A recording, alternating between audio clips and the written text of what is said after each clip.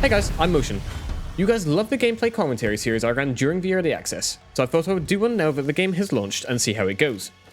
I actually just hit a new personal best in Diablerie with this match with a total of 15 out of 19 kills, so I thought this would be a great one to start off with. I think I can hit higher yet, as I didn't start out aiming for a new best in Diablerie and missed a few along the way. I'm currently preparing a guide to all of the Camarilla chest locations in Prague, so make sure you're subscribed with notifications on if you don't want to miss it. I'd also appreciate a like on the video, as some of these can take a long time to prepare, and it would mean a lot to me if the video does well. I'm hoping to take some time off work to prepare more of these, but that all depends on how well the channel does. I chose to start off the match at Shopping Arcade, as it is one of the best spawns in the game for high kill matches, which is what I was going for.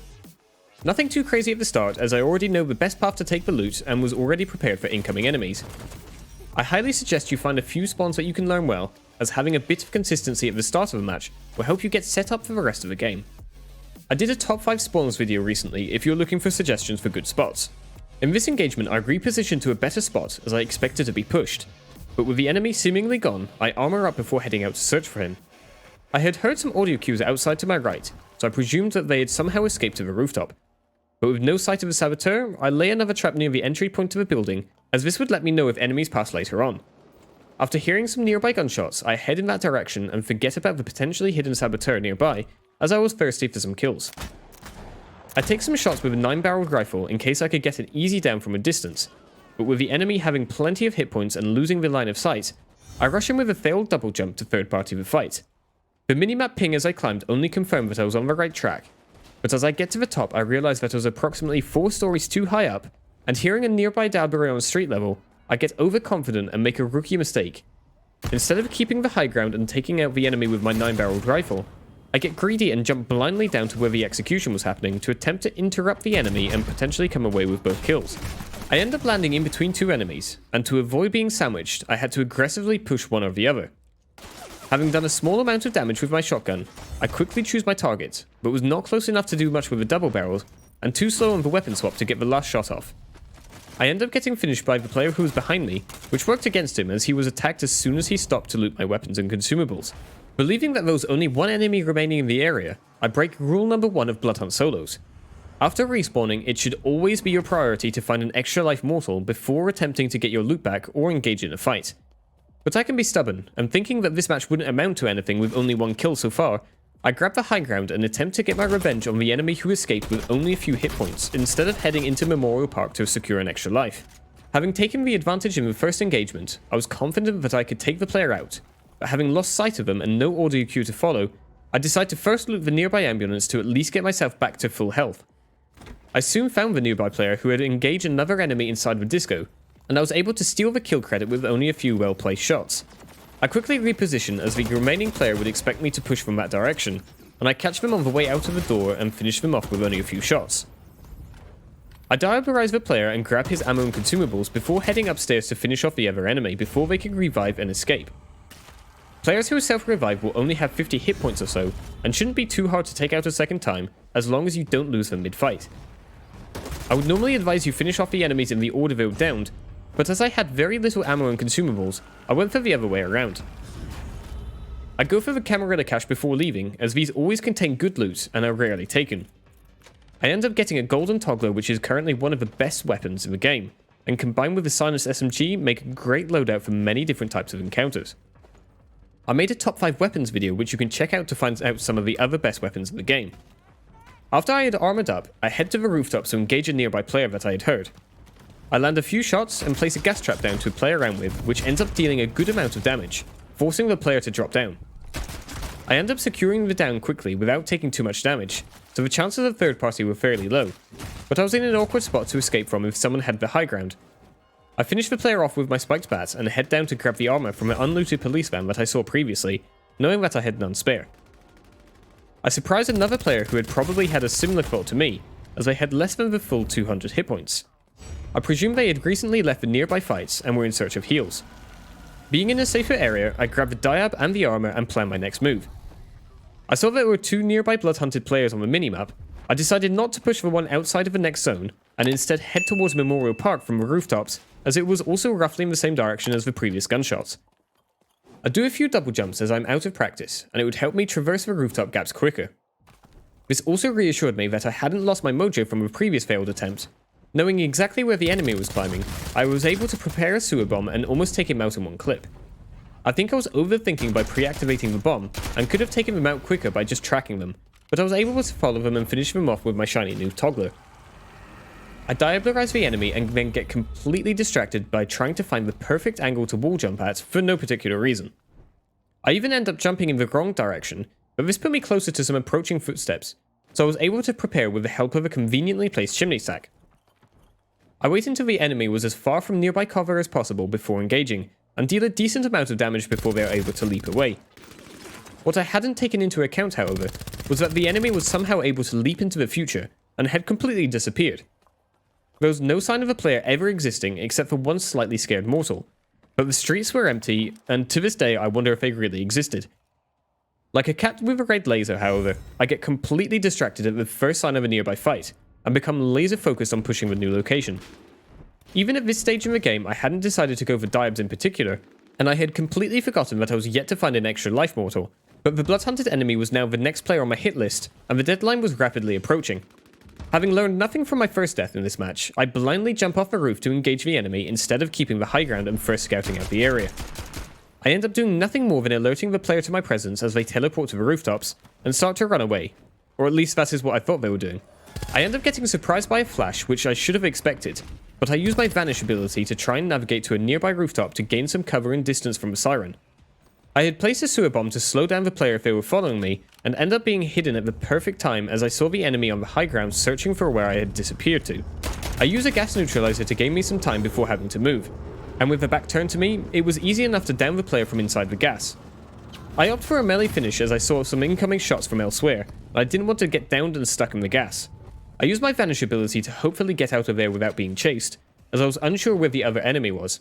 All the noise, however, had attracted some nearby players, and one of them tried taking me out from across the square.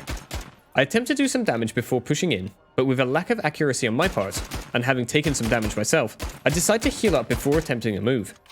Fortunately for me, the enemy was being forced to move with the incoming gas, and ended up getting shot from the side, likely from the player who saw me on the rooftops a little earlier.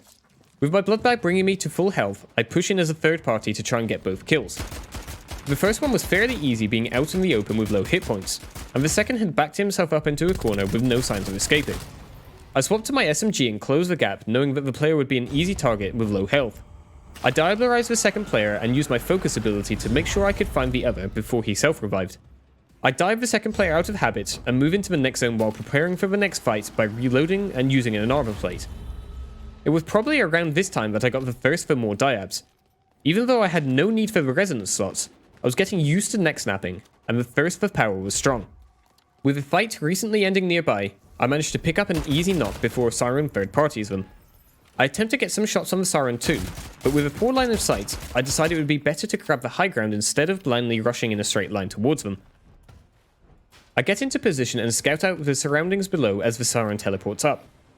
I place a bomb in preparation, but I get blinded and quickly use my vanish to escape to the left where I'm able to keep my momentum going until I hit the other side of the block. I use a syringe out of reflex, having thought to have taken more damage, and hear a player rotating to my left as I climb, so I position myself near cover to see if I can take them out. Having the surprise attack on the enemy, they were easy to take out, especially considering they are at less than 200 hit points. I use an armor plate and look out for the siren, who would likely have heard the shots, and I spot them exactly where I'd left them on the opposing rooftop. With the accuracy of the toggler, I'm able to take them down while they were jumping around, and push in to finish them off. In hindsight, I could have shot the other player to secure my kill, but I was too focused on diablerizing the siren and possibly lost out on a 20 bomb because of it. I tried to feed on the mortal before finishing the enemy to avoid a blood hunt in the later stage of the match, but I'm interrupted by a third party. I quickly place a gas bomb, hoping that it would finish the siren off before they could self-revive and deal some damage to the incoming player, but the siren was able to self-revive and the third party was able to down them easily. I rushed back in to hopefully surprise the enemy mid-finisher, but was unable to get the down and instead had to avoid the katana in a tight space. I place another sewer bomb for area denial and do a decent amount of damage to the kill stealer, but they back away and escape before I can down them. Having no sanguine buffs and hearing more players in the area, I decide to back away for a moment to heal up and regain a dominant position on the rooftops before pushing into another fight. As I heal up, I take a second to read my surroundings. I noticed that there are at least 2 enemies nearby on the rooftop, with the melee user having been recently finished by one of them. I'm well placed inside the final zone, and my back should be fairly clear with the gas nearby. I check the map for potential rotations, and figure that more people would be incoming from arcade and from the west, which will explain why I rotate the way I do in a bit. I'm not quite sure what this guy was doing standing out in the open with only 20 or so health, but it was a nice way of gaining a kill, as I thought I had owned the one that was stolen previously. I spot the other player who had been hiding nearby the whole time, and quickly down them before diablerizing my first target. I attempt to get up close to the incoming player from the west, but as I'm placing a bomb to play around, he activates another nearby trap, which was left by the now downed Saboteur. As a precaution, I go to finish him off before his bombs mess me up mid-fight. I was surprised that the other player wasn't engaging me, so I take a second to figure out who was where as I armor up. As the gas fades, I hear an incoming enemy from the arcade, so I wait a second before sticking my head out to throw a bomb and try and take both players out with my SMG. I follow the second player to finish them off before they could escape, instead of finishing the downed enemy, which was probably a mistake, as I soon found out with a third party attacking me from a nearby rooftop. I managed to pop my vanish and get into a nearby alleyway to heal up, but I was now outside of the next zone with multiple enemies nearby. I quickly realized that I should have stayed on the high ground, which was only confirmed seconds later when I get shot again from the rooftops. My plan was to play around the low ground with my bombs until I could find a way out, but with the enemy seemingly changing their mind after dropping down, I'll make the most of the time to reposition into the zone. I rotate around to the other block on the low ground to avoid detection and double check my weapons were reloaded while climbing. This is a perfect example of how it can be super useful to gain some precious seconds on the ground. Having heard a player near where I would arrive on the roof and being shot from behind, I decide to aggressively push the latter so as not to end up in a poorly made Nosferatu sandwich. The takedown was fairly easy with a lack of movement from the enemy, and I immediately go for the diab. As I am midway through my snack, however, I get shot from a rude third party who decided they also wanted a piece. With my abilities on cooldown, I had to count on movement to not become a number on someone's stats. With the brute dealt with, I pop a syringe in case I take some zone damage and return to my snack before he could get away. I then check my toggler was reloaded and ready for the next fight, and finish off the other player. In perfect timing, there was another fight breaking out just down the street, and I attempted to steal one of the downs while they are too focused on each other to notice me. I ended up dealing a good amount of damage, but was not lucky enough to come away with a knock.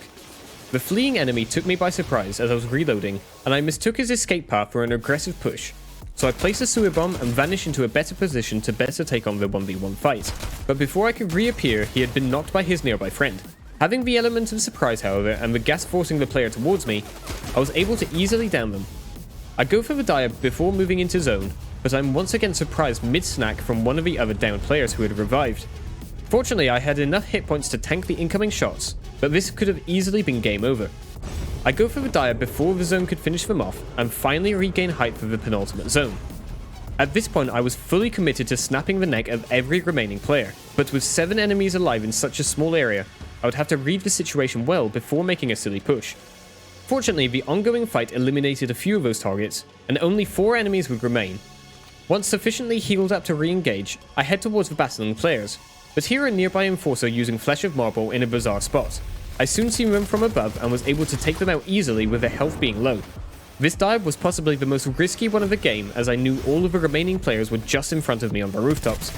I immediately engaged the healing player on the roof in front of me and tried to keep on their toes before they could escape. I presume they had been running triple sanguine and a syringe, as the damage numbers all seemed to indicate that they should have been dead. I barely survived the drop down to the low ground, but I was able to pull off another very risky dive with a limited line of sight. I hear the final player above me and instantly push their location. I'm not sure how they didn't hear me climb, but I was able to reach the rooftop and place a gas bomb to deny part of the high ground before they pushed me. They used their ability prematurely, and I was able to easily follow behind and finish them off with the SMG for the winning Diablerie. I hope you guys enjoyed the ups and downs of this match. Like and subscribe for more.